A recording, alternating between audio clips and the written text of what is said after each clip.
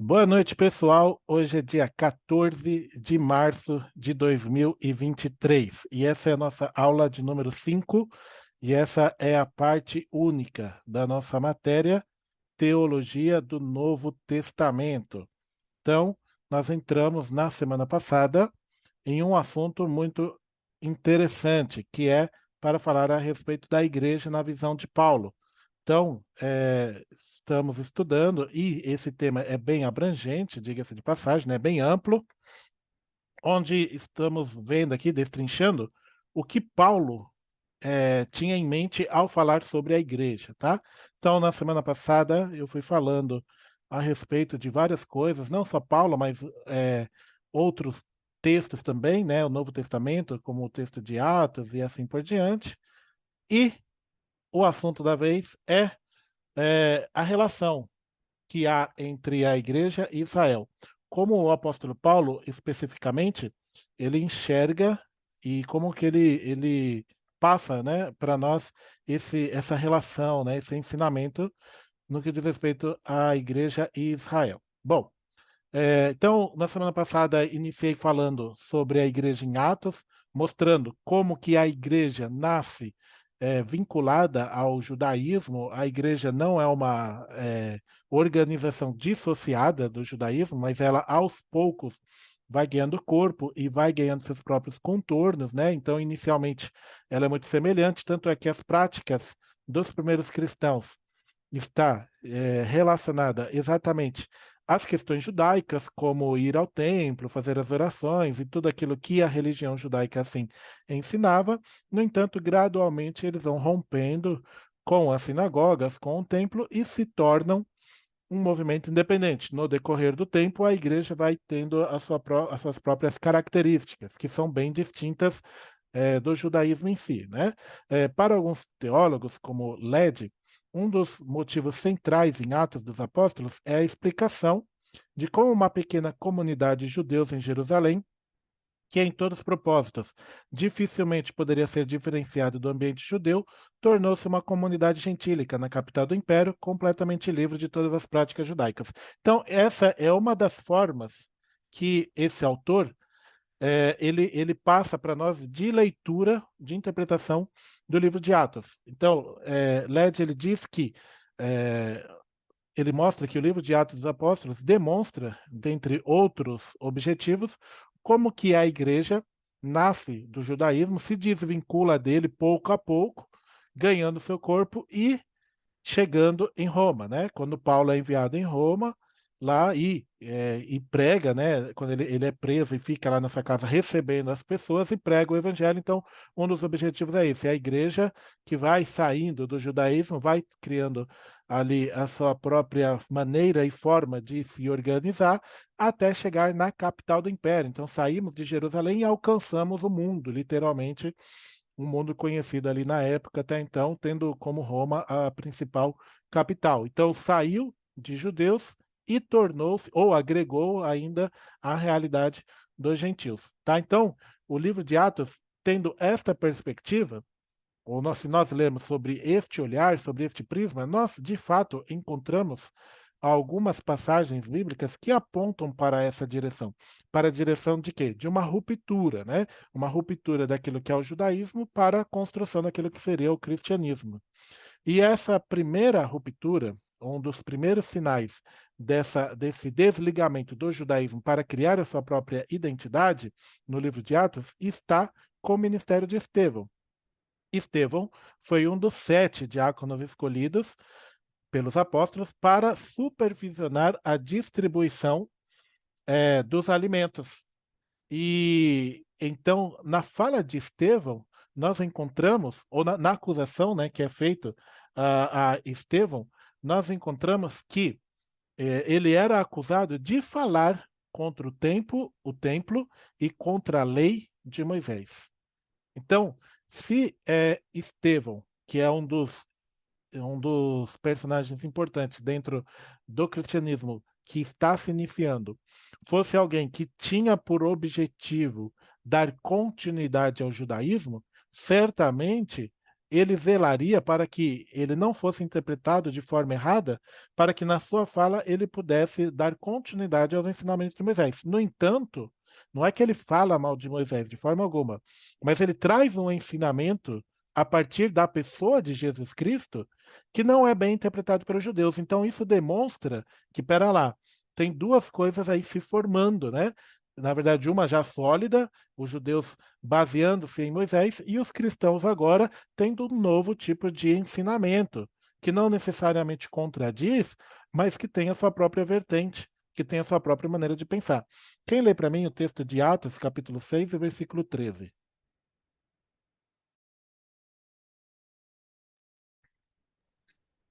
Atos 6:13.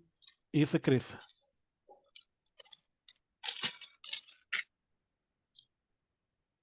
12:13. Apresentaram testemunhas falsas que disseram: Este homem não para de falar contra o lugar santo e contra a lei. Isso, obrigado, Cris. Ô, Cris, aproveitando você, vamos pegar já um conjunto de versículos. Deixa aberto aí, embora não para ler agora, mas daqui a pouco, Atos 7, do 48 ao 53. Tá, mas não agora, daqui a pouco. Mas já deixa aí aberto aí, que já eu peço para você. Então, as falsas testemunhas declararam que Estevão estava falando contra o templo e contra a lei de Moisés. Estevão, na sua defesa, ele não tenta provar a falsidade dessas acusações, de forma alguma. Ele não tenta se defender. Não, eu não estou falando contra o templo, como se um judeu assim o faria. De forma alguma. Estevão, ele vai falar sobre os atos de Deus, tanto com Israel quanto com aqueles que estão além de Israel.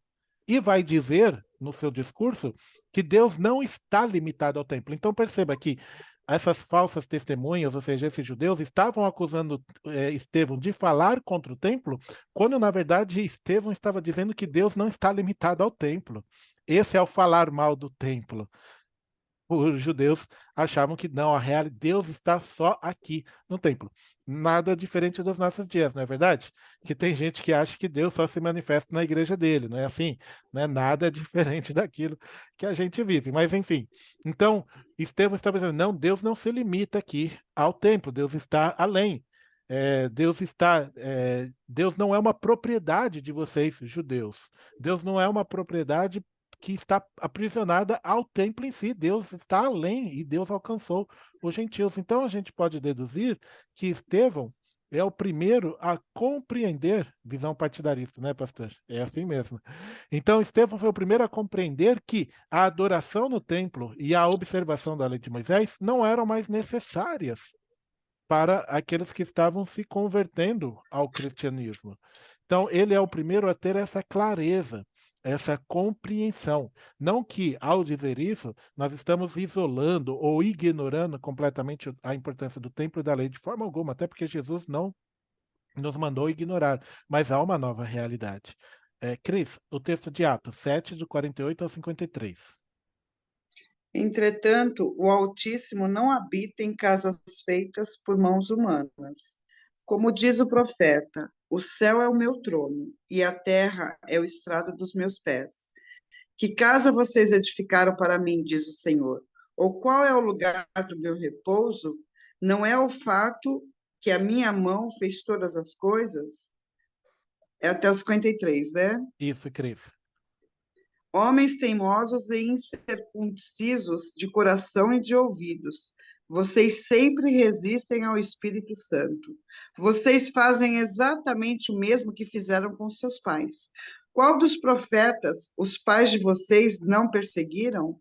Eles mataram os que anteriormente anunciavam a vinda do justo, do qual vocês agora se tornaram traidores e assassinos. Forte demais, hein? Misericórdia. Pois é, você viu só, Cris? Vocês receberam a lei por ministério de anjos e não guardaram. Forte demais. Exatamente. Vindo o que é um discurso de Estevão, não procurando se defender das acusações que dizia que ele estava falando mal do templo ou da lei de Moisés, mas respaldando o seu ponto de vista a respeito de que a salvação não está limitada ou condicionada a uma realidade em si. Então, Estevão diz muito claramente: o Altíssimo, Deus Todo-Poderoso, não habita em casas feitas por homens. Não está preso aí ao templo de vocês. Então, Estevão é o primeiro a demonstrar no livro de Atos essa nova compreensão, essa nova realidade.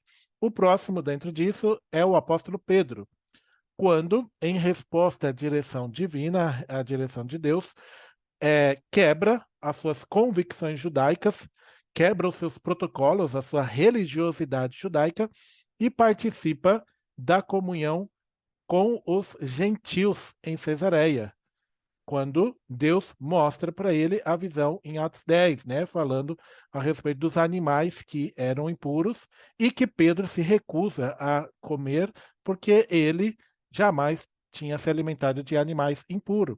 Quando Pedro retorna a Jerusalém, ele é acusado pelos judeus, pelos cristãos judeus, né, os judeus que tinham se convertido ao cristianismo, não somente de levar o evangelho a eles, mas de também comer, ou seja, de participar e sentar-se à mesa aos judeus quer dizer que é um reconhecimento de igualdade, de comunhão. Quando nós sentamos à mesa, nós partilhamos o pão e nós reconhecemos o quanto que nós somos unidos, né? O quanto que nós não há diferenças entre nós. Pedro é acusado disso. E Pedro, então, compreende essa nova realidade. Nós encontramos essa passagem registrada no livro de Atos 11, nos 3 primeiros versículos. Quem que pode ler para mim? Atos 11, de 1 a 3.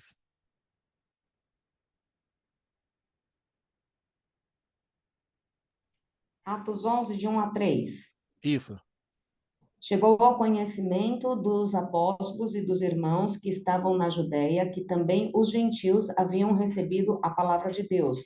Quando Pedro voltou para Jerusalém, os que eram da circuncisão começaram a questioná-lo, dizendo: Você entrou na casa de homens incircuncisos e comeu com eles. Isso. Então, olha, obrigado, pastora. Observem sempre essas tensões no livro de Atos. Então, há uma tensão.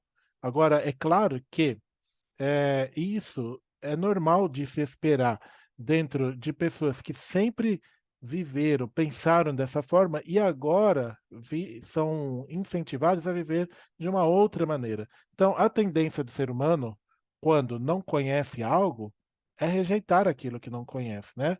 Normalmente. E é mais ou menos isso aqui que está acontecendo. Eles estão se deparando com uma nova realidade que vai ter choque o tempo todo, vai ter tensão. Então a gente observa literalmente esse novo entendimento. A igreja não nasce pronta, a igreja se forma no decorrer do tempo, tá? Então nós vimos com Estevão, nós vimos aqui com Pedro, e essa mesma situação vai acontecer agora lá na frente em Atos 15, tá? Então eu vou pedir para alguém já deixar pronto aí, Atos 15, de 1 a 2. Quando há um novo problema após a primeira viagem missionária do apóstolo Paulo, que estabelece igrejas no mundo gentílico agora, que são igrejas bem diferentes, porque não tem a interferência dos judeus, que são igrejas livres das observações legalistas, ou seja, das observações que a lei de Moisés assim ensinava, e em um dado momento há uma certa contenda com relação a algumas questões relacionadas a esses novos convertidos gentios, se eles deveriam se circuncidar, se eles deveriam obedecer à lei de Moisés. Então, mais uma vez, agora, para as igrejas fundadas pelo apóstolo Paulo, há um concílio onde surge esse debate e eles, então, formam ali um grupo de pessoas para debaterem a respeito dessa questão em si. Quem lê para mim Atos 15, de 1 a 2? Pode ler? Pode, Sérgio. Atos 15. Chegaram a Antioquia alguns homens da Judéia e começaram a ensinar aos irmãos: a menos que sejam circuncidados, conforme exige a lei de Moisés, vocês não poderão ser salvos. Paulo e Barnabé discutiram deles e discordaram deles e discutiram energicamente. Por fim, a igreja decidiu enviar Paulo e Barnabé a Jerusalém, acompanhados de alguns irmãos de Antioquia, para tratar dessa questão com os apóstolos e presbíteros. Obrigado, Sérgio. Então, olha só, alguns homens da Judéia, alguns mais tradicionais aqui começam a trazer um ensinamento a respeito de que eles necessitavam se circuncidar porque a lei de Moisés exigia. Paulo e Barnabé não concordam com eles discutem o assunto.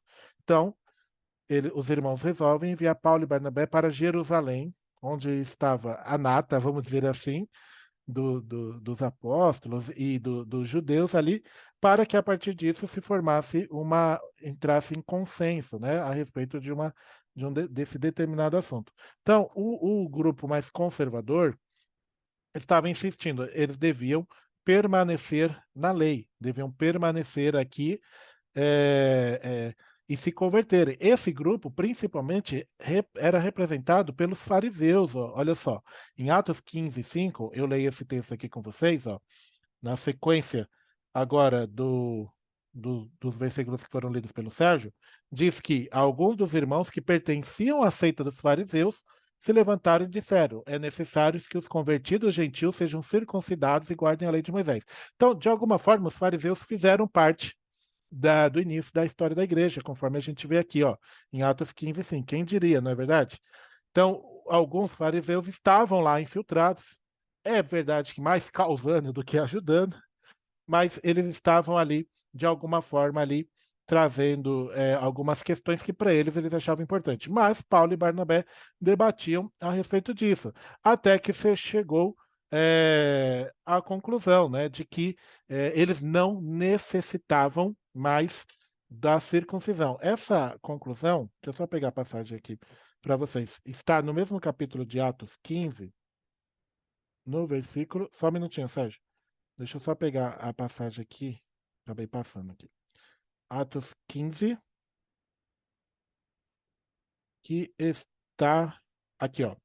Atos 15, no versículo de número 28, que fala, a partir do 28, que fala a respeito da conclusão que eles chegaram. 28. Pareceu bem ao Espírito Santo e a nós não impor nada a vocês além das seguintes exigências necessárias: abster-se da comida sacrificada aos ídolos, do sangue, da carne de animais estrangulados e da imoralidade sexual. Farão bem em evitar essas coisas. Então, chegou-se ao consenso, né, de que eles não deveriam se circuncidar conforme alguns haviam entendido. Pode perguntar, Sérgio. Não, é só uma curiosidade aqui, Rafa. Alguns dos irmãos que pertenciam à seita. Então, os fariseus eram a seita. Então, assim, quem escreve Atos é Lucas, né? Então, Lucas escreve do ponto de vista dele. Lucas descreve fariseus como a seita. Agora, é assim, a gente nunca pode generalizar as coisas, né? Então, a gente não pode achar que todos os fariseus eram, de fato, pessoas condenadas, de todas condenadas, né? Que por serem classificados aqui como seitas, eram pessoas que não tinham a Deus. E da mesma forma, hoje nós temos que tomar cuidado com rotularmos de forma generalizada todas as pessoas, ou grupos em si. É fato que os fariseus, eles eram um grupo que causaram muitos problemas, né, diante para Jesus, pela sua postura extremamente religiosa, né? Então eles eram muito religiosos, enfim. Agora, eu acho que a gente deve fazer a leitura aqui de duas formas. Eu acho que a gente pode fazer a leitura dos religiosos como, de fato, aquele cara que é religioso mesmo, né, que não tem muito o que explicar, é religioso, ele se acha melhor que os outros, ele se acha ali um cara que por fazer determinadas coisas, ele se tem o direito de julgar os outros e impõe julgo pesado, normalmente, mas eu acho que também a gente pode fazer a leitura dos religiosos como pessoas sinceras e tementes a Deus, que na sua inocência, por não terem tanto conhecimento e por agirem com ignorância, às vezes acabam sendo extremistas demais. Então, acho que essa ponderação é muito válida, sabe, Sérgio? E por fim, só quero concluir uma única coisa, uma última coisa. Eh, Quem era um dos fariseus que aparece na Bíblia e que é muito importante é Nicodemos, que mesmo sendo fariseu, vai ver Jesus. Então, o que eu quero dizer com isso? Ele era fariseu, ou seja, ele pertencia a esse grupo, mas ele tinha um entendimento diferente, que ele precisava estar com Cristo, né? Então, só essas ponderações aí. Te respondi, Sérgio? Sim. Então, Rafa, respondeu, perfeito. Eu só queria saber, tipo assim, que a gente fica com a idade, que a gente vai escutando, então, Testemunha de Jeová é seita, ou outros assim, Mamon é seita. O que define a seita? Como que a gente vê que seja aceita? É por não pregar Jesus, não pregar o Evangelho?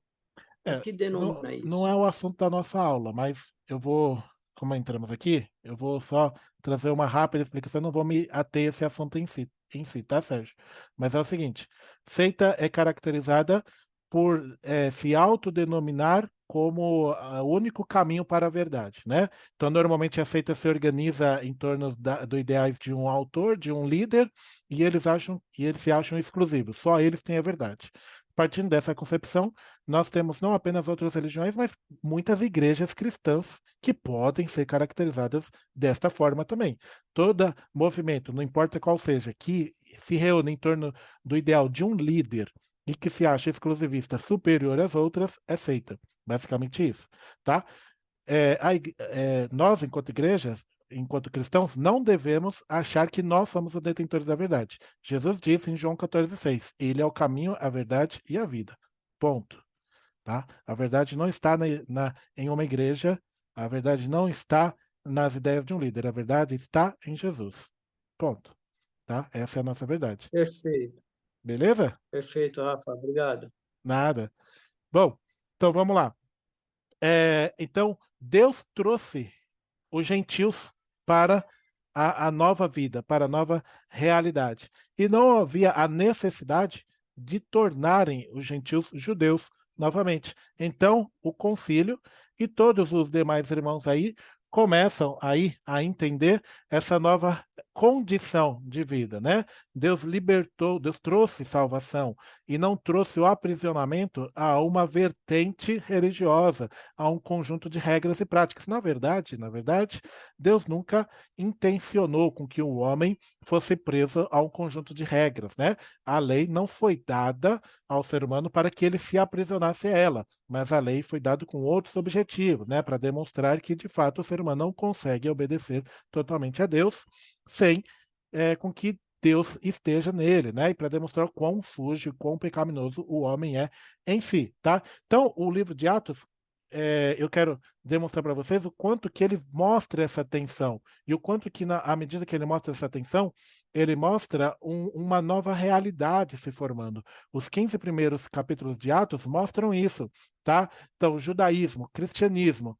Opa, o que é cristianismo? O que é judaísmo? Ah, mas a gente é judeu. Não, a gente é cristão. Isso está muito latente nos 15 primeiros capítulos de Atos.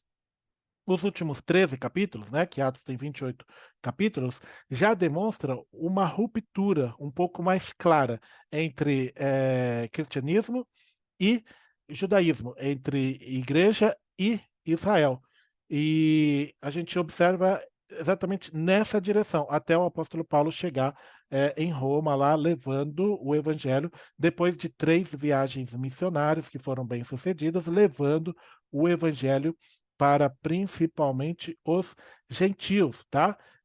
E além disso, o que é importante destacar aqui é a seguinte questão: que as viagens missionárias de Paulo, ou seja, a forma como o apóstolo Paulo pregava o evangelho ou começava ali anunciar a salvação em determinadas cidades, era levar o evangelho para as sinagogas. Ele pregava o evangelho nas sinagogas. E normalmente, a grande maioria deles não aceitavam, embora alguns das sinagogas se convertessem, mas a grande maioria não aceitava. E também o apóstolo Paulo retorna para Jerusalém após as suas viagens missionárias.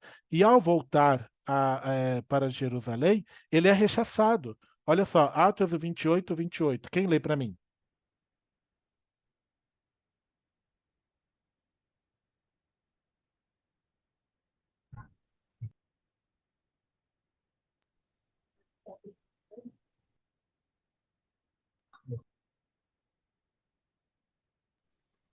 Quem que pode ler?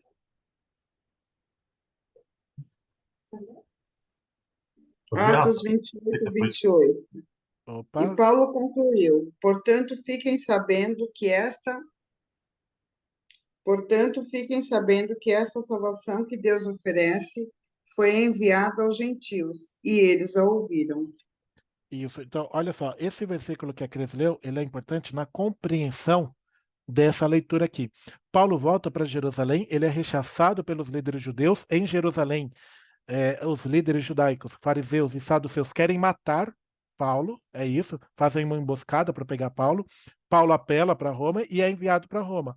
E aí finaliza o texto de Atos exatamente com essa informação, né, de Atos 28, 28, dizendo que seja-vos notório que a salvação é enviada aos gentios. Ou seja, parece que de alguma forma Lucas tentou transmitir uma ideia de que é o seguinte, ó, o evangelho foi, a palavra de Deus foi pregada, foi disponibilizada para todos, inicialmente para os judeus, mas vocês rejeitaram, vocês não quiseram.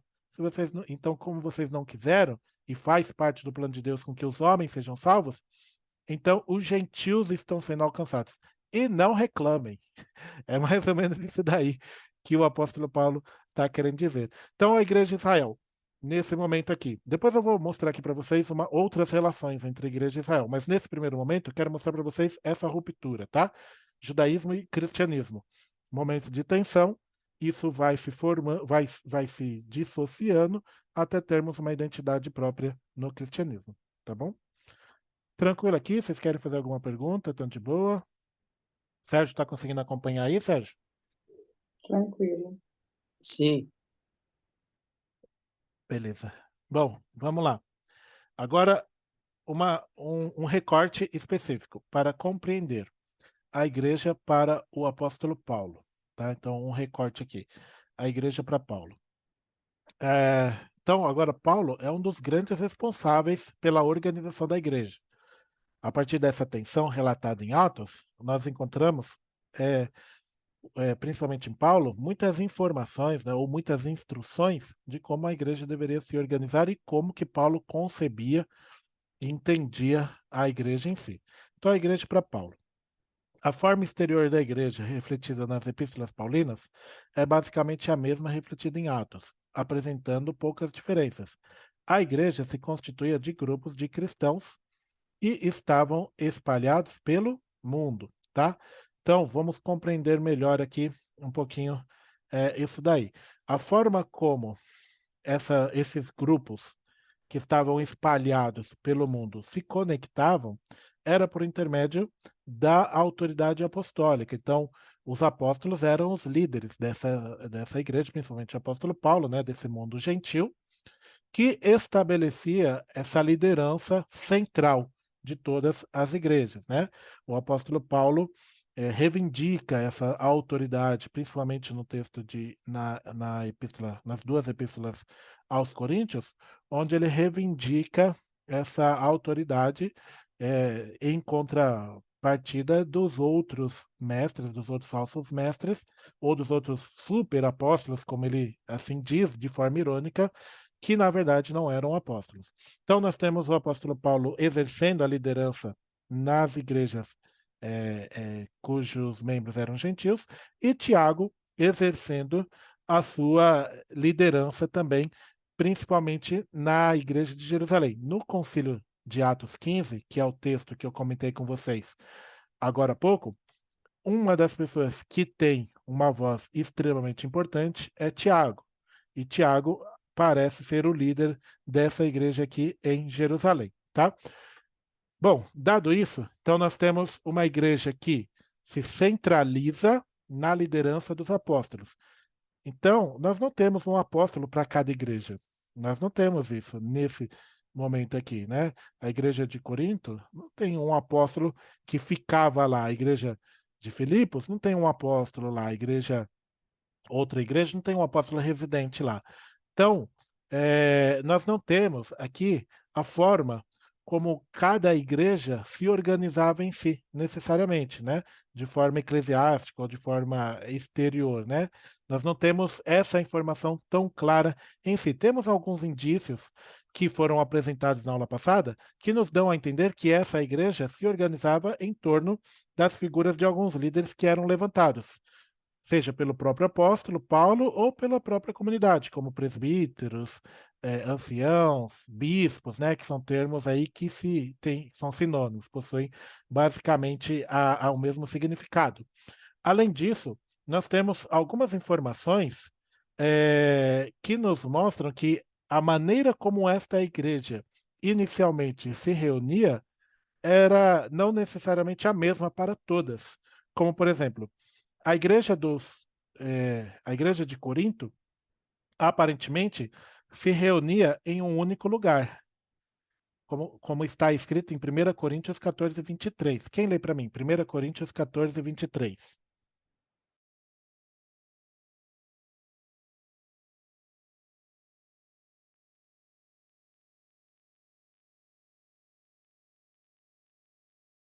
Posso ler? Pode, Sérgio, claro. 1 Coríntios 14, 23.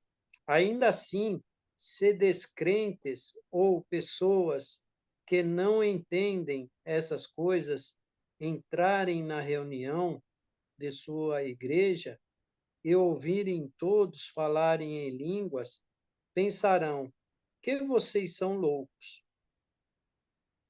Isso. Ô, Sérgio, aproveitando aqui, Só ó, 23? 23, né? 23. Sim. Isso. Ô, Sérgio, vai abrindo lá, já deixa aberto aí, daqui a pouco eu peço para você ler. Atos 1, 13, tá? Tá. A gente já lê isso daí. Então, parece aqui a informação de que a igreja de Corinto se reunia num dado lugar aqui, tá? Não parece estar reunida em casa, a igreja de Corinto, tá? A igreja em Atos, eles habitavam, eles congregavam, né, vamos dizer assim, aparentemente em cenáculos, que são como se fosse um salão de festa das casas, né, de algumas casas. Como, por exemplo, nesse texto aqui que o Sérgio vai ler. Sérgio, Atos 1, 13. Atos 1, 13. Quando chegaram, subiram à sala no andar superior da casa, onde estavam hospedados. Estavam ali Pedro, João, Tiago, André, Felipe, Tomé, Bartolomeu, Mateus, Tiago, filho de Alfeu, Simão, o Zelote e Judas, filho de Tiago. Isso. Então, nessa passagem aqui, que foi lida pelo Sérgio, nós lemos que eles estavam no andar superior, né, esse lugar que é conhecido como cenáculo, onde eles estavam. Então, em alguns lugares a igreja se reunia em um ponto aparentemente específico, em outros na casa de um, na casa de outro. Olha só, Atos 12, 12. Ô Sérgio, você ainda, por gentileza.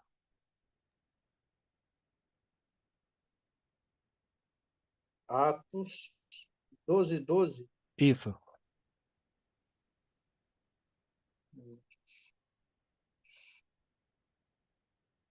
12, 12. Quando Pedro se deu conta disso, foi à casa de Maria, mãe de João Marcos, onde muitos estavam reunidos para orar. Isso. Então, nessa passagem de Atos que o Sérgio leu aqui demonstra que eles estavam reunidos na casa de Maria. Então, olha só,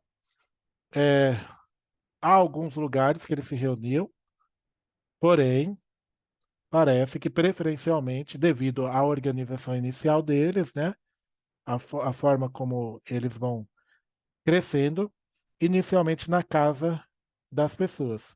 Essa informação nós lemos em Atos 12:12.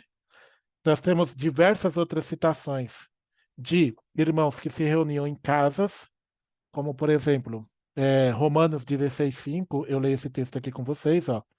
Romanos 16:5. Saudai também a igreja que está em sua casa, só essa parte aqui. Primeira Coríntios 16:19. As igrejas da Ásia vos saúdam, saúdam-vos afetuosamente no Senhor Áquila e Priscila, com a igreja que está em sua casa. Colossenses 4:15 também. Saudai aos irmãos que estão em Laodiceia e a Ninfa e a igreja que está em sua casa. Filemão também. Filemão 1:2. E a nossa amada Áfia e Arquipo, nosso camarada, e a igreja que está em tua casa. Então, a igreja física para Paulo era isso, um lugar onde eles se encontravam. Era dessa forma aí. Normalmente em casas, mas não necessariamente. Em alguns lugares, como lá em Atos, em cenáculos, né, em outros lugares onde pudesse comportar ali os irmãos. Não tinha ali uma liderança toda delineada, então tinha alguns irmãos que exerciam liderança, tá? Como eu destaquei para vocês, que eram os presbíteros, os bispos, né, e às vezes anciãos, que tinham por responsabilidade pregarem, ensinar, governar, supervisionar, sempre ali se reportando ao apóstolo em si. E os diáconos também, que com o passar do tempo começam a ser reconhecidos e começam a também exercerem um papel de destaque dentro da igreja em si. Então, eles começam a ser reconhecidos e também ajudarem ali na organização da igreja. Então, de forma ali, de uma certa forma, a igreja era organizada ou vista dessa forma aí, tá? Agora, Paulo também enxergava a igreja de outras maneiras, agora de uma forma um pouco mais profunda, de uma forma mais detalhada. Partindo da ideia da palavra que foi usada para designar igreja, né, que é a palavra eclésia, né, eclesia, nós podemos entender o uso que Paulo faz dessa palavra para compreendermos melhor o seu significado, tá? Então, partir da igreja para Paulo na sua organização externa, né, na sua organização visível, e agora entendendo melhor o conceito que a igreja possui para Paulo, tá? O que isso significa e como ele entendia de uma forma mais elaborada. Então, a teologia da igreja, lendo o seu slide, pode ser melhor abordada estudando-se o uso paulino da palavra eclesia. A palavra, em seu sentido grego, pode designar uma assembleia reunida como um corpo político, ou ainda uma assembleia qualquer. Contudo, em Paulo, o fundamento da palavra é o uso da palavra como povo de Deus. Antes de entender como Paulo pega uma palavra comum, não só Paulo, né? Jesus já tinha feito uso dessa palavra. Para dar outros significados, vamos entender a palavra eclésia dentro do seu contexto original. E sempre que eu falo isso, eu gosto de destacar, né, ou de relembrar que a palavra, a língua, ela é viva. Então, as palavras elas vão ganhando e vão assumindo novos significados. À medida que o tempo vai passando, a sociedade vai mudando, vai então colocando alguns significados novos em determinadas palavras. Palavras que anteriormente não tinham determinado significado e passam a ter no decorrer do tempo. Inicialmente, essa palavra apontava a isso, uma assembleia ou um corpo político, um ajuntamento. E é o seu significado original que está em duas passagens de Atos. Ó. Atos 19, versículo 32 e o versículo 39. Quem lê para mim? Essas duas passagens, por gentileza.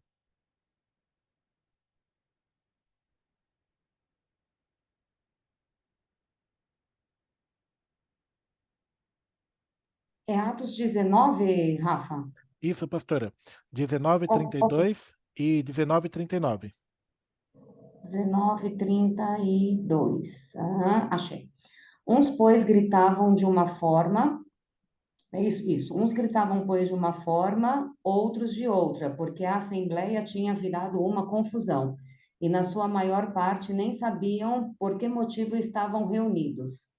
E o versículo é 39? Isso, pastora. 39. Mas se vocês estão pleiteando alguma outra coisa, isso será decidido em assembleia regular.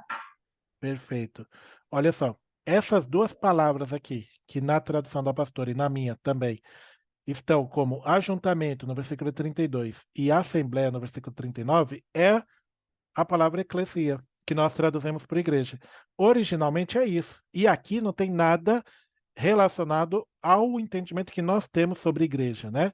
Hoje nós temos um entendimento de igreja totalmente diferente daquilo que essa palavra denotava. Então, esse aqui significa dessa forma aqui. Mas com o passar do tempo aqui, essa palavra foi assumindo outros significados. E é importante destacar assim, que mesmo hoje, nos nossos dias, a palavra igreja, ela tem outros significados que às vezes se distanciam muito daquele que foi concebido teologicamente. Então, hoje, quando nós falamos de igreja para uma pessoa que não é cristã, ela entenderá ou ela interpretará a igreja como um prédio físico. A sociedade interpreta a igreja dessa forma, não é assim? Quando a gente fala assim, onde está a igreja? Se eu pergunto para alguém que não pertence à igreja, essa pessoa dirá: "Ah, a igreja está ali, a igreja está não sei o que lá, está na rua tal". É dessa forma, porque a igreja é vista, entendida, concebida como um prédio físico. Se eu pergunto para um cristão, então, pode ser, né, que depende também, né, não essa resposta não é uniforme de todos os cristãos, pode ser que em alguns a gente ouça as seguintes respostas: igreja é o corpo de Cristo, igreja é o ajuntamento dos cristãos, a igreja é a comunhão do corpo, enfim, uma série de outras coisas, né. Paulo vai conceber isso dessa forma e com outros significados também que eu passo a mostrar aqui para vocês. Então, Paulo vai dizer que eclesia, é um conjunto ou um encontro de cristãos que se reúnem para adorar. Olha só, eh, deixa eu ver aqui a passagem aqui e eu posso mostrar aqui para vocês. Ó, 1 Coríntios 11, 18.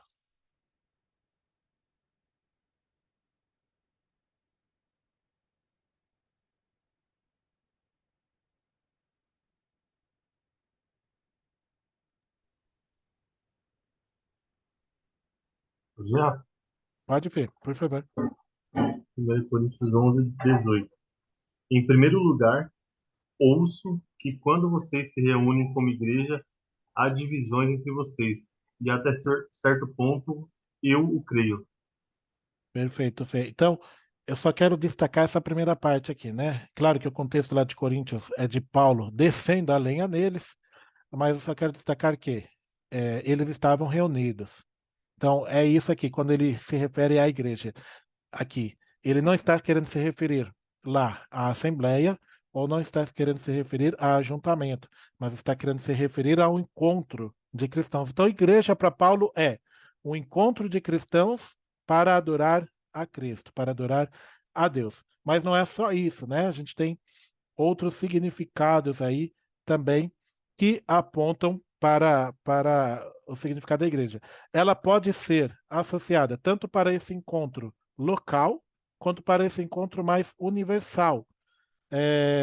Olha só, nós encontramos essas informações lá no texto de Romanos 16:1. Quem lê para mim? Romanos 16:1.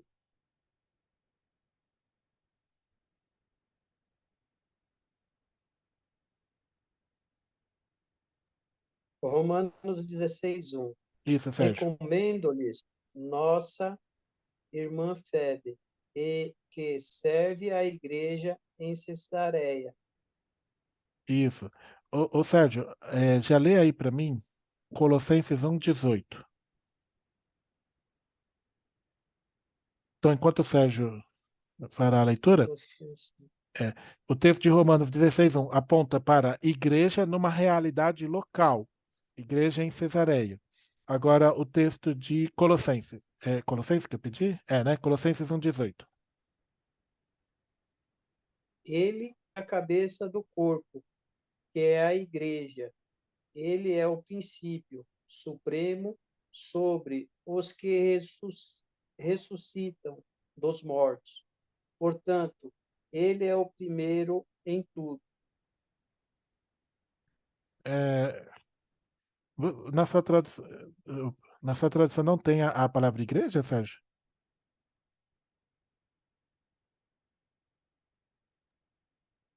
Nesta que eu estou lendo aqui, que é da NVT, não. Ele é a cabeça do Ele é a Qual que é a corpo? cabeça. referência, Rafael? Ele é a cabeça do corpo da igreja. Isso, É a cabeça do corpo, que é a igreja. isso. Perdão, Ele é o então, princípio supremo sobre os que ressuscitam dos mortos. Portanto, ele é o primeiro em tudo. isso. Eu acho que eu não ouvi o que você lendo aqui, mas é esse primeiro, esse comecinho que eu queria destacar. Isso aí, Sérgio. Então, na passagem de Romanos e na passagem de Colossenses que foram lidos, nós encontramos o que aqui? Vamos tirar a nossa primeira lição. O que é a igreja para Paulo? Bom, a igreja para Paulo é o encontro de cristãos que se reúnem para adorar a Deus. Esse encontro de cristãos é tanto local quanto universal. Local em Romanos e em tantas outras passagens que eu até citei aqui com vocês, de igrejas que se reuniam em determinados lugares, ou seja, onde está um grupo de cristãos que se reúne para adorar a Deus ali, é a igreja, e também de uma forma mais global, de uma forma mais generalizada, de uma forma mais universal, como essa passagem de Colossenses, que não se resume ou que não se limita a uma certa região, a um certo local em si, a uma certa casa. Não. Jesus é o cabeça da igreja, ou seja, é o cabeça de todos que se reúnem para adorá-lo, que compõem a igreja. Então, ao fazer desta forma, Paulo nos demonstra que a igreja local em si, ela não é parte da igreja apenas, mas ela é a própria igreja. E que o poder de Deus que está disponível para a igreja não está disponível apenas para algo generalizado, mas está disponível para todas as pessoas que se reúnem localmente, que se reúnem universalmente para adorar a Cristo, estão celebrando a Cristo como igreja e que têm acesso ao poder de Deus e que desfrutam de todos os benefícios que o corpo da igreja possui. Então, a importância da igreja local, como que nós reconhecemos e valorizamos a igreja local, porque Paulo entendia dessa forma aí, tá? Um dos pontos. Mas não é só isso. Até aqui tá tranquilo? Querem fazer alguma pergunta? Tá de boa?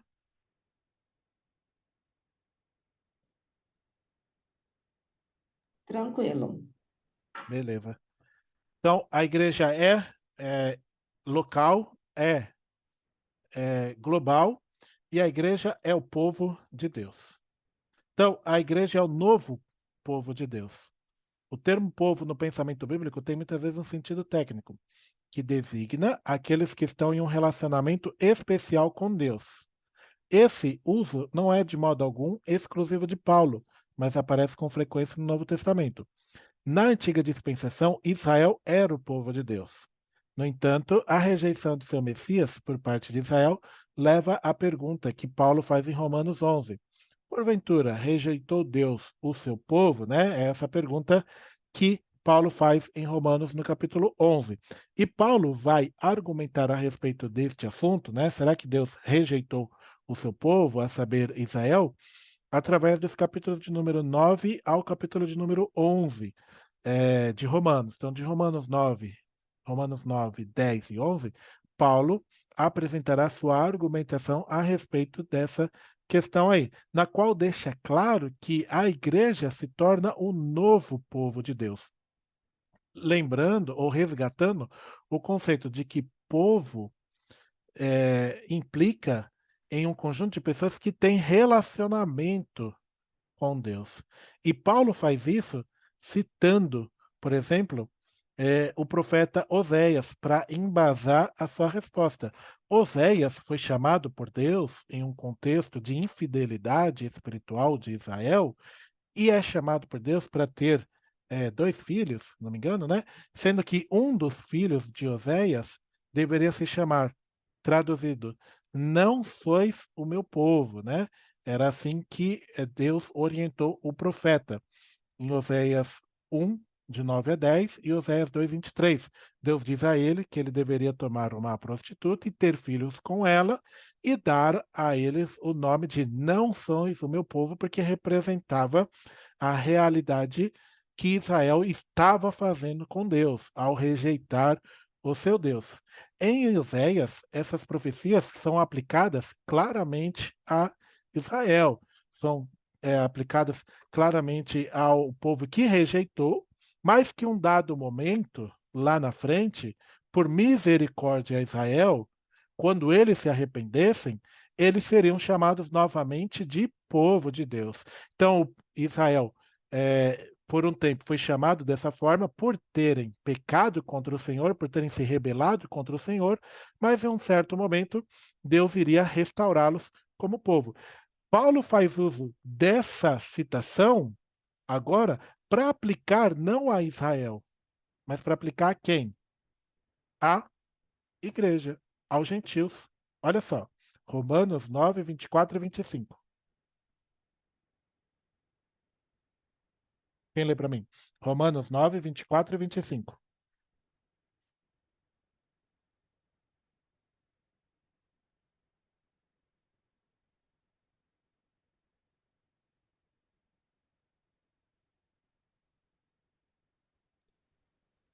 Pode Romanos ler, 9, 24 e 25, Rafa? Isso, Romanos 9, versículo 24. Esses vasos somos nós, a quem também chamou, não só dentre os judeus, mas também dentre os gentios.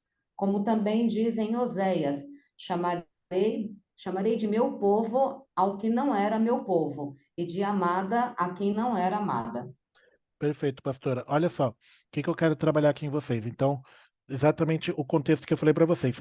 Essa passagem aqui não está se aplicando originalmente aos gentios. Isso aqui é a citação de Oséias. Oséias está falando para Israel. Israel foi chamado de não povo por ter desobedecido, mas em um dado momento seria chamado de novo como povo de Deus, ou seja, um conjunto de pessoas que desfrutam do seu relacionamento. Mas aqui Paulo está interpretando o texto de Oséias e trazendo uma abrangência maior, dizendo: não, pera lá, aquilo que aconteceu lá com os israelitas não é só para eles. Olha só o que ele diz, olha a profundidade que ele diz aqui. Deus não chamou só os gentios, mas também não chamou os gentios dizendo que chamaria meu povo ao que não era meu povo. Ou seja, Deus está chamando de povo aqueles que não pertenciam ao seu povo. É isso que o apóstolo Paulo está dizendo, está argumentando. Agora, isso não quer dizer que Israel não seja mais o povo de Deus, que Israel não seja mais a nação chamada por Deus, mas que há um outro complemento para se juntar com Israel e formar o povo de Deus. Qual é o povo de Deus? A igreja. A igreja.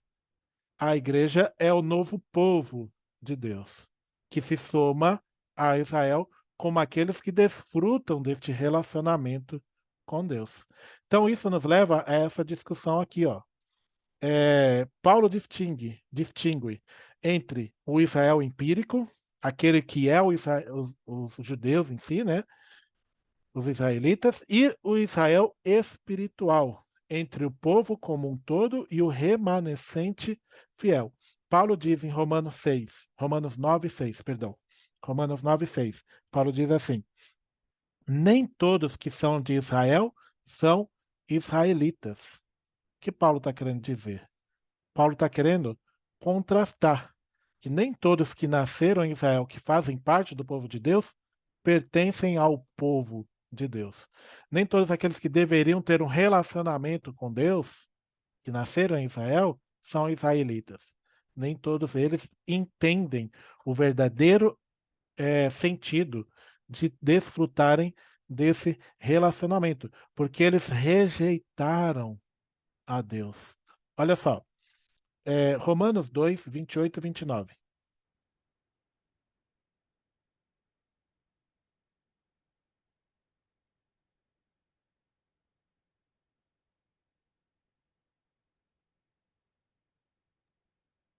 Romanos 2, 28 e 29. Isso, Sérgio. Pois, pois ser judeu exteriormente ou ser circuncidado não torna ninguém judeu de fato.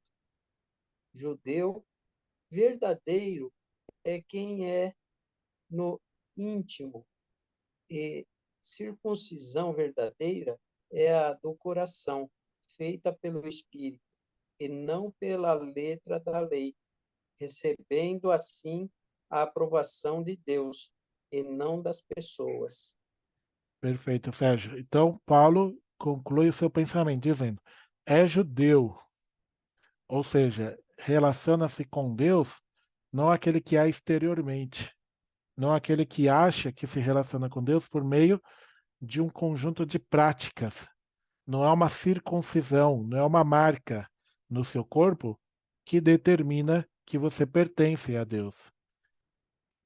Pertence a Deus aquele que é no interior, aquele que é do coração, aquele que é do espírito, não da letra. Pertence a Deus, agora traduzindo para os nossos dias, não aquele que está na igreja, mas aquele que é a igreja. Pertence a Deus, não aquele que dá o dízimo achando que vai receber de Deus alguma coisa como recompensa, mas aquele que entende por generosidade que tudo que temos vem de Deus. Pertence a Deus, não aquele que acha que colocar a Bíblia debaixo do braço o fará melhor do que os outros, não aquele que acha que nasceu em berço evangélico e acha que por isso pode se colocar na situação de julgar os outros. Pertence a Deus aquele que é de coração, aquele que não é marcado exteriormente, aquele que entende que servir a Deus não é uma obrigação, mas é algo voluntário, nós fazemos por amor. Então, é isso que Paulo está trabalhando, isso que é a igreja, entendem? Essa relação, né? Não é por. Aqui se aplica muito bem acreditado que acho que se não todos nós, a maioria deve conhecer, que filho de crente, como é que é? Quem complementa aí o ditado? Filho de crente, Crentinho é, como é que é, pastora? Falha um pouquinho. Filho de crente, crentinho é. crentinho Filho é? de crente, crentinho é. É nada. Só que não, né? Só que nunca. Só que nunca, só que nunca. É exatamente isso. Nasceu em Israel, não quero saber. Se não for de coração, não é. Agora, Paulo diz o seguinte também, que houve um remanescente, em Romanos 11:5. Assim também, agora nesse tempo, ficou um remanescente. E a esses remanescentes, ou seja, aqueles que sempre entendem. Então, Paulo, ele bate mesmo, mas ele entende, né? Ele não generaliza, exatamente aquilo que eu falei para vocês. Nós não podemos generalizar um grupo de pessoas, nós não podemos rotular as pessoas. Nós não conhecemos as intenções dos corações de cada um, só Deus sabe. Então, Paulo entende, olha, de fato existe de forma geral, mas não todos, esta condição, mas existe um remanescente. E Paulo vai utilizar então uma metáfora da oliveira, né, da oliveira brava, que foi ali colocada junto ali da oliveira, que foi enxertada na oliveira, representando esta nova união, formando o novo povo de Deus. Que é este povo de Deus, que é de coração, este sim representa a verdadeira circuncisão. Esse sim adora a Deus em espírito e em verdade. Esse sim se relaciona com Jesus Cristo, né? Esse sim é filho de Abraão, ainda que espiritualmente, como Paulo diz em Gálatas 3:7. Quem lê para mim Gálatas 3:7?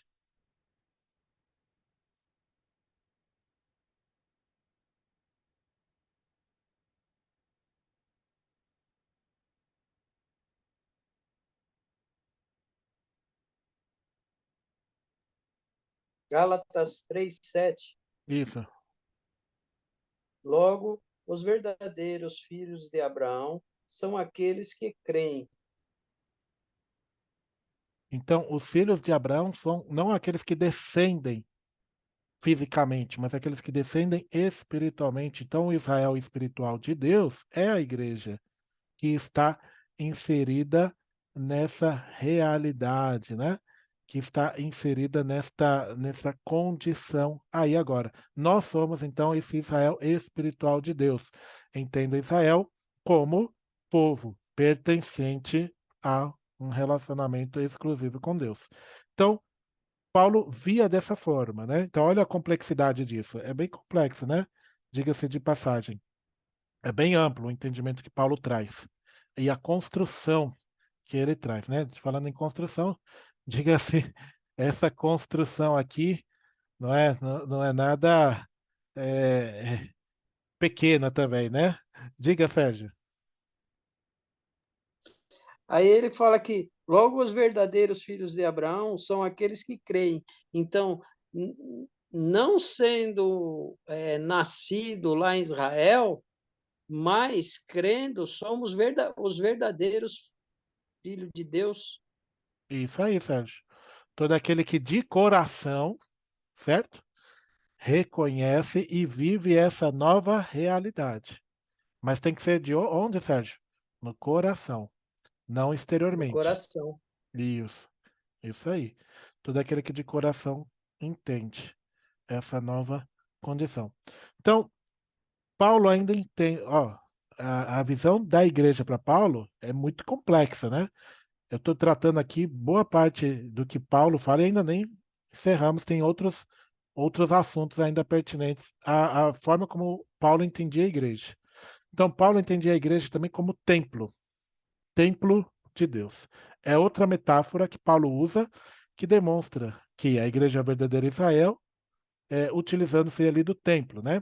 O Antigo Testamento já antecipava a criação de um novo templo no reino de Deus. Quem lê para mim o texto de Ezequiel 37, 26?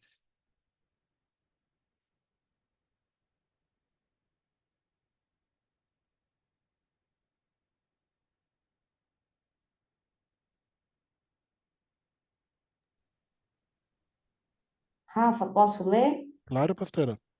É Ezequiel 39? 37, A 37, versículo 26. 26. Deixa eu pegar aqui o 26. Achei, pronto. Ezequiel 37, 26. Farei com eles uma aliança de paz, será uma aliança eterna. Eu os estabelecerei e multiplicarei, e porei o meu santuário no meio deles para sempre. Perfeito, pastora. Numa época em que o templo havia sido destruído, então Deus faz o quê? Colocarei o meu santuário, o meu templo no meio deles para sempre. Jesus fala do seu corpo como templo. Olha só, Marcos 14, 58. Quem lê para mim?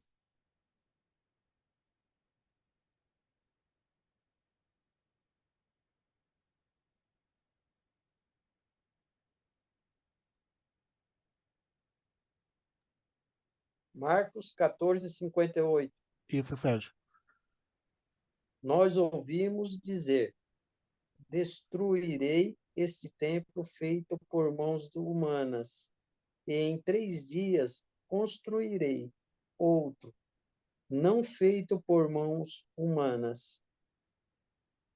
Isso. Então, Jesus falava dessa forma. Quando o templo havia sido reconstruído, Jesus viveu na época em que o segundo templo, estava ainda construído, será destruído em 70 depois de Cristo. Mas Jesus falava o quê? Eu derribarei, destruirei esse templo construído por mãos humanas e edificarei um outro.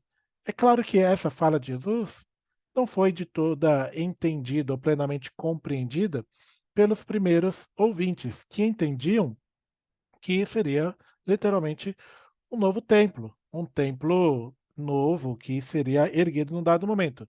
Mas, voltando para Estevão, Estevão, mais uma vez, é um dos pioneiros a entender essa nova realidade que está em Atos 7, só um minutinho, Sérgio. Atos 7:48, quando no texto que nós lemos, né, a Cris leu no comecinho, Deus não habita em templos. Então, se Deus não habita em templos, Deus habita onde? Em cada um de nós. E nós somos esse templo, nós somos a habitação de Deus. Sérgio, aproveitar que você levantou a mão, lê para mim antes, 1 Coríntios 6:19, aí depois pode fazer a sua pergunta.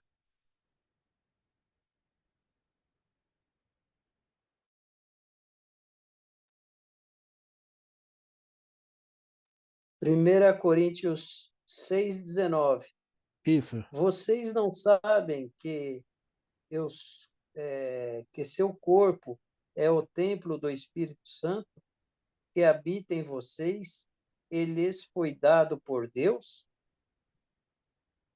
Pode fazer Vocês não pertencem a si mesmo. isso. Pode perguntar, Sérgio. Não, só fazendo que você falou, né, o que eles pensavam de igreja ontem é o mesmo que pensam hoje, que igreja é um templo, né? É o mesmo que muitos Então, pensam. Sim, perfeito. da época lá, eles achavam que era o templo feito por mão de homens. E hoje, igreja, o entendimento, a igreja, para quem não é cristão, acha que é só o espaço, né? Isso aí.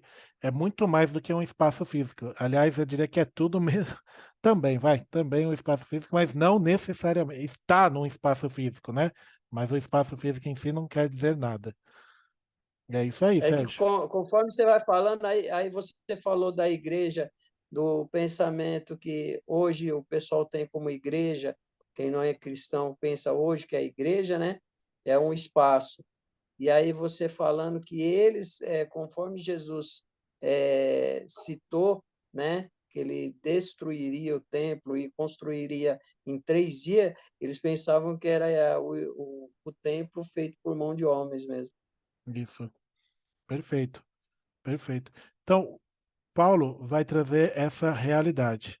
Partindo de Estevão, olha a base, a importância de Estevão, né? Às vezes, um personagem que às vezes a gente sabe que foi importante, mas que a gente não dá tanta ênfase, como que ele foi importante aqui para o cristianismo. E Paulo vai enfatizar isso daí. Você é o templo, ou seja, Deus não está limitado a um lugar físico, Deus está, ele habita em nós, né, por meio do Espírito Santo. E se ele habita em nós, todo aquele que viola ou destrói o templo está de alguma forma transgredindo contra Deus. Olha só, 1 Coríntios 3:17. Quem lê para mim?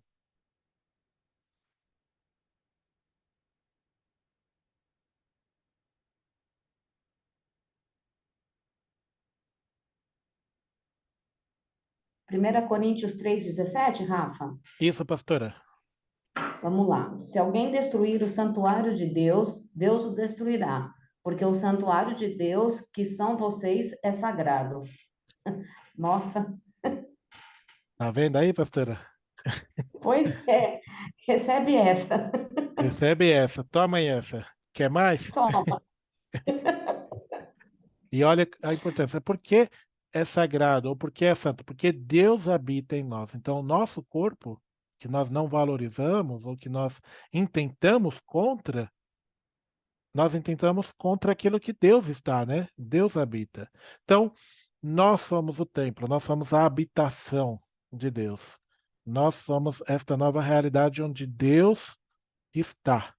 E esta realidade onde Deus está, que por sua vez é fundamentada pela base dos apóstolos, sendo que Jesus é a principal pedra da esquina. É assim que o texto de Efésios diz, nessa passagem que eu li aqui para vocês. Efésios 2:19-22. Assim, já não sois estrangeiros nem forasteiros, mas concidadãos dos santos e da família de Deus, edificados sobre o fundamento dos apóstolos e dos profetas, de que Jesus Cristo é a principal pedra da esquina, no qual todo edifício bem ajustado cresce para templo santo no Senhor, no qual também vós juntamente sois edificadas para a morada de Deus em espírito. Então, a igreja é esse templo de Deus. E a igreja é um povo escatológico. O que isso quer dizer? É o povo do fim. Escatologia se refere às últimas coisas. Então, a igreja é o povo do fim. Tudo isso nos leva à ideia de que a igreja é um povo escatológico. Por quê? A esperança de um novo templo era um conceito escatológico, ou seja, os judeus acreditavam, né, ou associavam essa ideia do novo templo muito a essa questão do fim, né, das últimas coisas, que agora, por sua vez, está aplicado à igreja. Então, a igreja, que é o povo do reino de Deus, se torna esse povo do fim.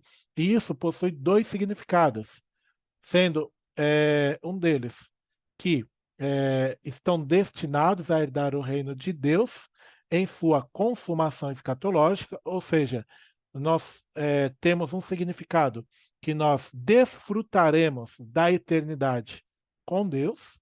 Isso é um dos significados. Nós somos o povo do fim, porque nós estaremos no fim com Deus, na eternidade para todo sempre com Ele, mas também nós já estamos vivendo esta realidade. Lembra no ano passado que eu falei para vocês? Foi ano passado que eu falei? Não, foi esse ano aqui. Foi aula retrasada ou aula. Eu estou confundindo com a outra turma. Foi aula passada ou a outra, não lembro. Que eu falei para vocês sobre dualismo. Para vocês, uma aula sobre dualismo, aí eu foquei sobre dualismo joanino. Aqui é o dualismo de Paulo. O que é o dualismo? O que é o dualismo? Vamos resgatar. Dualismo é o contraste entre duas realidades que podem se contradizer, né? Que se opõem. Então, o dualismo ele representa isso. Ao dualismo horizontal e ao dualismo vertical. O dualismo de João ele é vertical, céu e terra, e outras realidades lá que são apontadas que eu trabalhei com vocês. O dualismo aqui de Paulo ele é horizontal entre uma era e outra. Então, nós somos uma coisa e somos outra também. O que nós somos? Aquele povo que viverá na eternidade com Deus. Ah, legal. Então nós só desfrutaremos isso lá na eternidade? Não, nós já estamos desfrutando aqui também. Nós já estamos aqui vivendo essa realidade. Que realidade? A realidade que a gente vai viver na eternidade. Em plenitude? Não, mas em partes. O que nós viveremos na glória, já existem algumas coisas que nós já estamos vivendo aqui.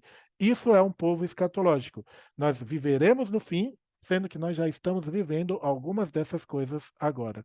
Olha só, vou mostrar aqui algumas passagens para ficar mais claro aqui para vocês. 1 Tessalonicenses 2,12.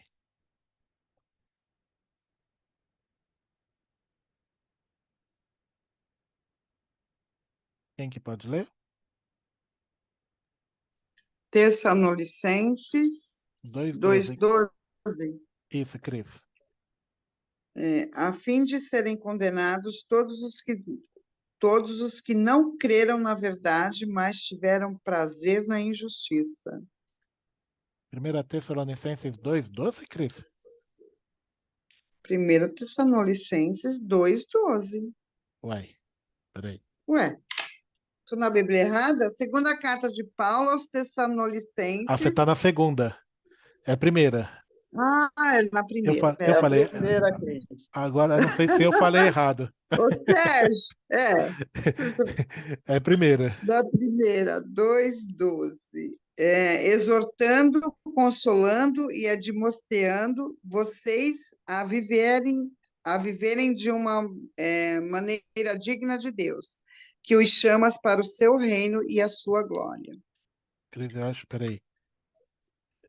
Esse, Isso, perfeito, tá certo. perfeito, perfeito. Tá certo, tá certo. Cris, tá certinho. Eu já vou falar desse texto. Abre para mim Romanos 8,17, tá? Por gentileza. É esse texto mesmo. Então, o que eu destaco aqui no texto que a Cris leu? Deus nos chamou para o seu reino e a sua glória. A glória de Deus, nós não estamos vivendo em sua plenitude. Então, há essa glória em Deus para que um dia nós possamos viver. O texto de Romanos 8,17, Cris. Peraí, Rafa. Tá.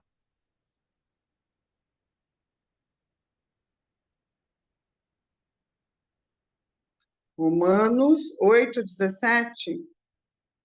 Isso.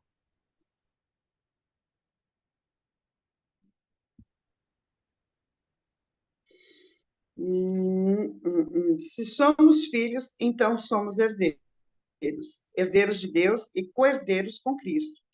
Se de fato participamos dos seus sofrimentos, para que também participemos da sua glória. Isso. Cris, vou aproveitar você aqui. Vamos lá. Vamos ler o texto de Romanos 14:17. Romanos 14:17. Isso. Pois o reino de Deus não é comida nem bebida, mas justiça, paz e alegria no Espírito Santo. E por fim, Filipenses 3:20.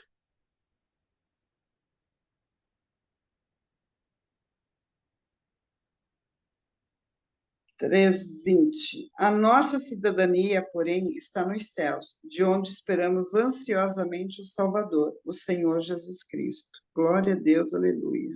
Amém. Então, olha só.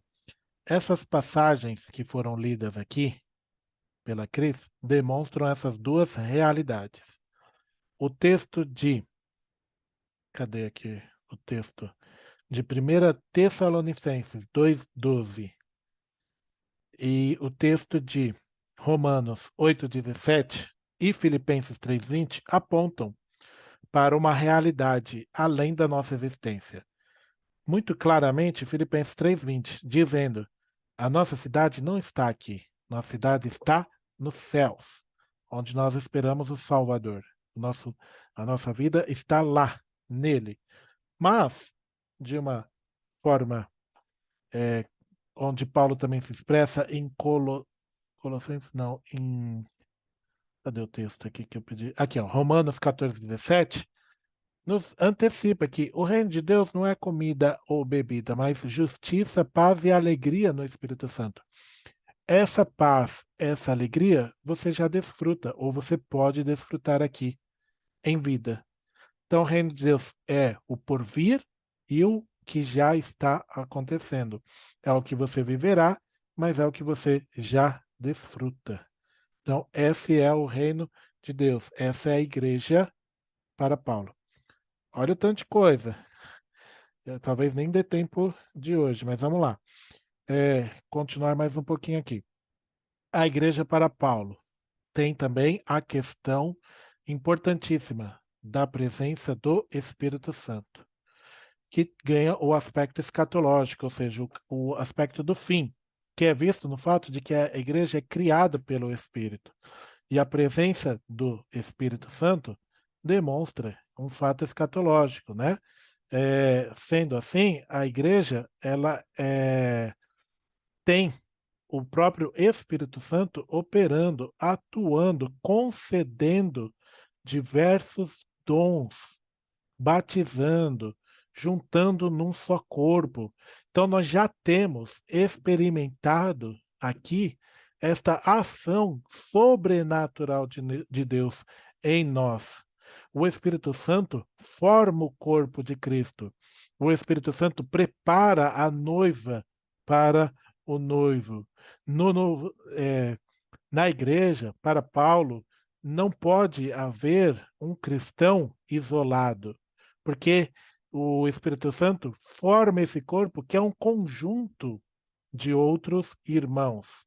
Não pode haver uma pessoa que se dissocia dos outros para viver uma realidade apartada.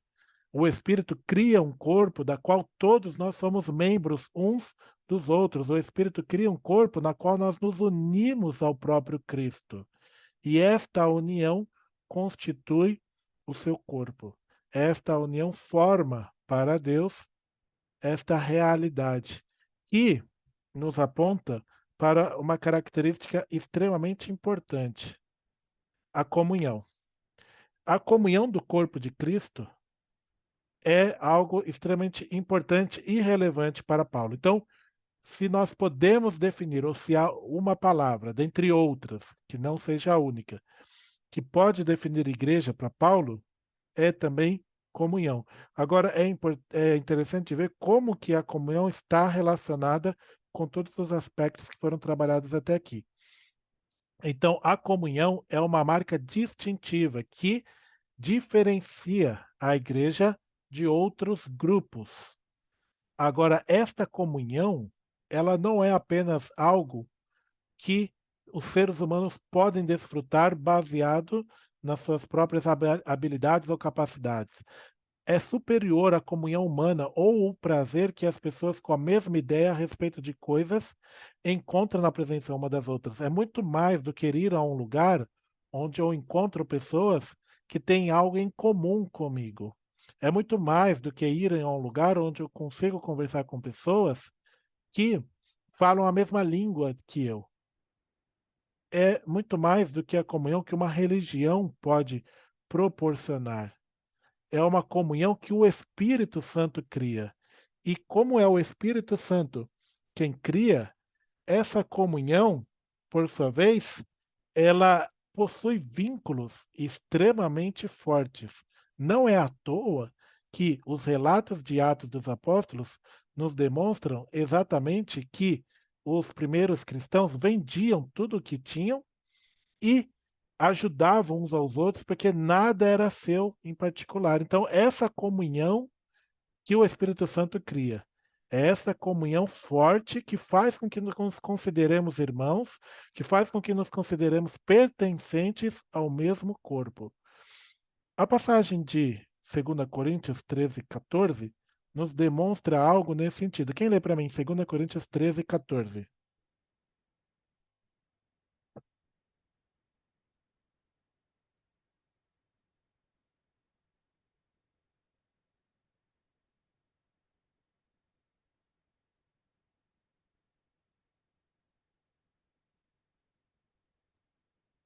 2 Coríntios 13, versículo 14. Isso.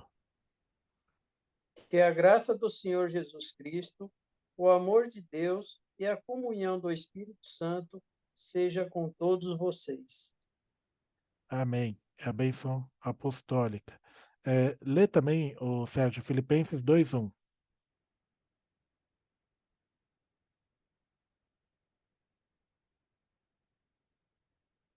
Filipenses 2:1. Isso.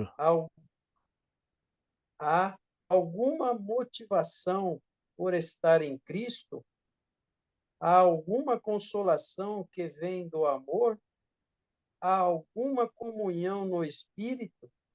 Há alguma compaixão e afeição?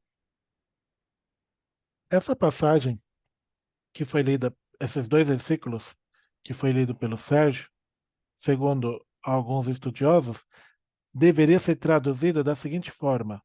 Então, o texto de 2 Coríntios que diz: a graça do Senhor, o amor de Deus, a comunhão do Espírito, deveria ser traduzida como a comunhão criada pelo Espírito Santo. E a passagem de Filipenses, que fala: se há algum conforto em Cristo, se há alguma consolação, alguma comunhão no Espírito, deveria ser traduzida como: se o Espírito criou alguma comunhão. Exatamente para enfatizar que a comunhão que existe na igreja, que existe no corpo de Cristo, é fruto da ação do Espírito Santo. Então, igreja, para Paulo, é comunhão, mas comunhão muito além das nossas preferências humanas. Comunhão como um vínculo produzido pelo Espírito Santo de Deus. E por isso é extremamente forte. E por isso é indissociável. E por isso é realmente algo que nos conecta em Deus e que nos faz viver essa nova realidade. Vamos avançar mais um tópico aqui. A igreja, para Paulo, é a comunhão dos santos, dos santificados, que é um termo comum de Paulo para os cristãos, sendo que a ideia básica de santidade é desenvolvida a partir do Antigo Testamento e aponta o quê? Para pessoas separadas. Então, a comunhão a igreja é o lugar de comunhão dos santos, é a comunhão das pessoas separadas, é a comunhão das pessoas dedicadas a Deus. Essa dedicação está além do nosso senso de moralidade, está além do nosso senso de justiça, está além das nossas realizações. A igreja de Corinto, que fazia horrores, que estava lá, tinha uma série de problemas, é chamada por Paulo como santificados em Cristo Jesus. 1 Coríntios 1:2. Quem lê para mim, por gentileza?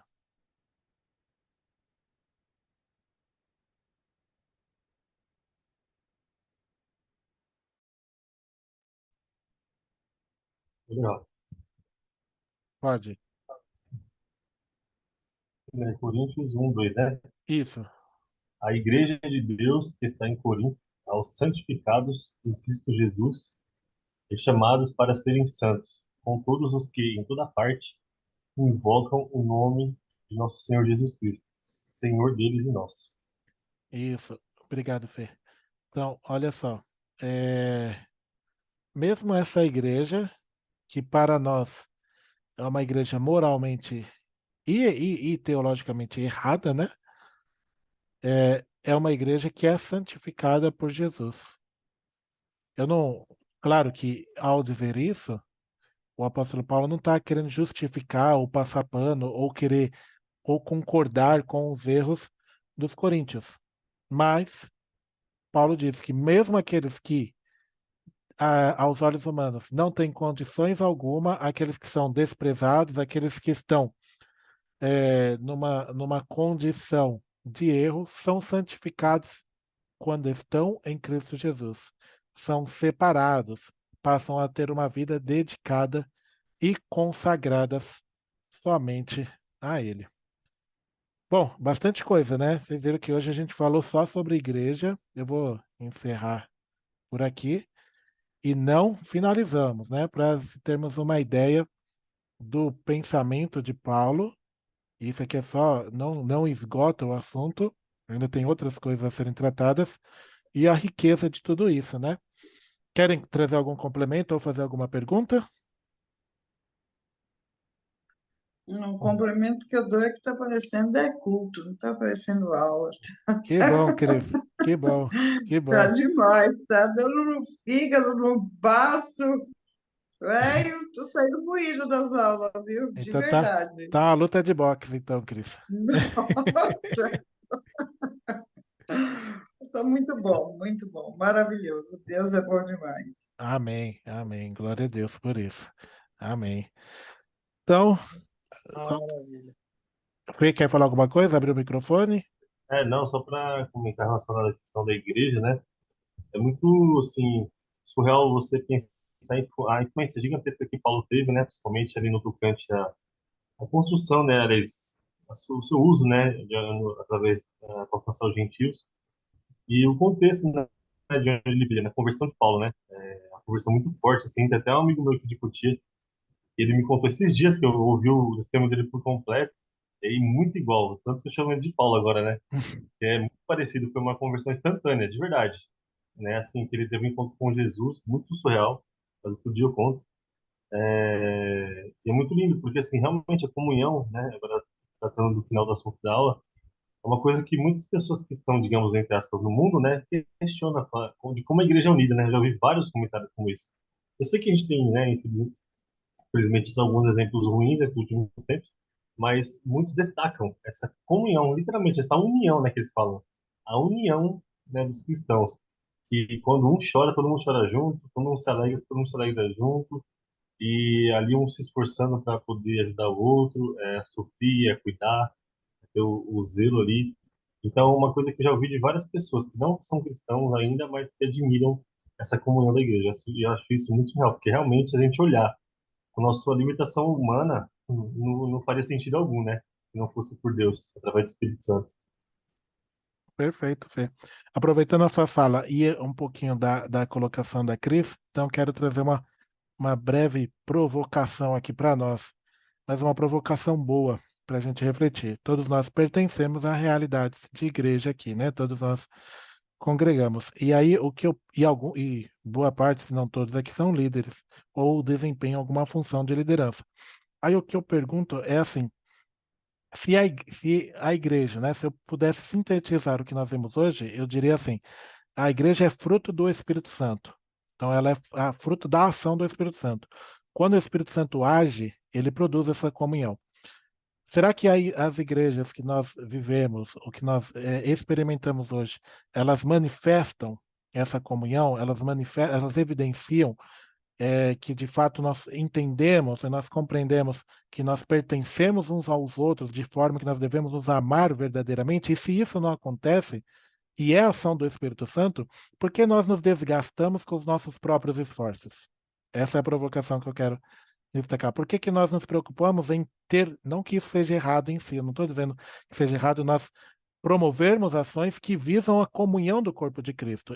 São coisas que nós devemos fazer. Mas se ela é ação, e acho que o versículo que eu trouxe na tradução faraônica, acho que é muito interessante.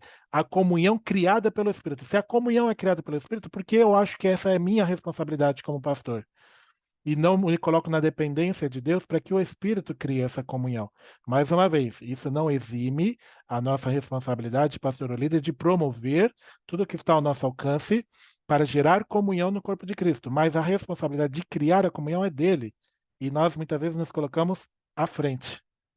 E eu acho que eu sou responsável, e não sou responsável. Aí eu penso que quando nós nos colocamos à frente e quando nós achamos que somos os responsáveis, Deus diz: então você é o responsável? Então vai lá, faz o que você acha que deve fazer. E aí o resultado não vem. Então, ó, enfim, pastor aqui, pastor Renan falou que essa pergunta é show, né, pastor? Então acho que essa reflexão fica aqui para nós. Pastor quer falar alguma coisa? Pastor Renan, pastora Vivi, os demais? Ô, Rafa, eu vejo assim, às vezes a gente quer, como você colocou, né, quer tomar o lugar do Espírito Santo. Por isso que muitas igrejas, elas têm tudo, elas têm luz, ela tem palco, ela tem show, mas ela tem tudo menos o Espírito Santo. E aí do que vale, né? Porque é vazio. Mas as pessoas, às vezes, eu vejo que igrejas vazias de Cristo, às vezes estão cheias de pessoas. Porque muitas vezes nessa igreja tem uma boa oratória, nessa igreja tem uma ótima hermenêutica, nessa igreja tem um palavreado que te agrada, e aí você cria um evangelho para si, né? Acaba sendo um evangelho cômodo isso. E isso é um perigo terrível. Por quê? Eu estava falando isso esses dias É na um igreja. show. Evangelho menos o de Cristo. E aí nós corremos um grande risco de, no último dia, ouvir apartai-vos de mim, porque não vos conheço. E aí a gente vai entrar, não, no seu nome eu falei, eu profetizei, eu fiz, eu aconteci. Mas cadê Cristo? Então, isso que você colocou é muito importante. Precisamos estar ligados para não fazer o papel dele. Porque até a Bíblia fala, né, que aqueles que hão de congregar, o Espírito Santo os traria. E a gente fica nesse trabalho incessante, nessa busca incessante, e muitas vezes fazendo tudo, menos a vontade dele. Isso é terrível. Exatamente. E se há uma coisa, né, pastora, que é, eu vi uma frase que é assim: o pior fracasso de um ser humano é ser bem-sucedido naquilo que Deus não o chamou. Então, a pessoa é chamada para algo, não entende o seu propósito, faz outro, algo é bem-sucedido, e esse é o pior fracasso, ser bem-sucedido no que Deus não o chamou. Pastor Renan levantou a mãozinha. Só um detalhezinho que eu queria só complementar é a questão de a comunhão ser uma condição a partir do novo nascimento. Por Perfeito. isso a comunhão dos santos, né? O texto de 1 João diz isso daí. Se dissermos que estamos na luz, como ele na luz está, então temos comunhão uns com os outros, e o sangue de Cristo nos purifica de todo o pecado, né? Então, se dissermos que estamos na luz, como ele na luz está, então temos comunhão uns com os outros, né? Então, é a partir de estar com Cristo que nós conseguimos nos reunir com o povo de Deus, né? E Ó- termos comunhão com eles. Ótima colocação, pastor. Uma condição aí a partir do novo nascimento, né? O texto diz. Isso que é fruto do Espírito Santo. Sim, maravilha. É isso aí. Legal Bênção essas pura. trocas, né? Essas trocas são muito boas. É isso que é legal. Essas interações aqui que a gente vai se enriquecendo e eu aprendo com vocês. Esse terceiro ano tá bravo Tá, demais, tá bom demais. tá brabo, né, Cris? Eita, tá bravo, tá demais. Nem começamos direito, hein? Pois é, estamos na primeira matéria ainda, hein? Temos muito mais ainda pela frente, Top, top, se top, Deus top, top. quiser. Amém. Pessoal, muito obrigado pela presença, pela troca aqui, né? Muito bom. Agradeço aqui pela disponibilidade, aos demais que não puderam comparecer nesse instante da aula e vão acompanhar a aula gravadas, que vocês fazem falta, né? Estejam logo aqui para acompanhar a aula assim que possível. Desejo a todos uma ótima semana, Deus abençoe vocês, desfrutem da comunhão criada pelo Espírito Santo e até a semana, Amém. amém, e até a semana que vem, se assim Deus quiser. Fiquem na paz. Até. Boa noite, Paz, pessoal. tchau, Paz, tchau. Senhor. Amém.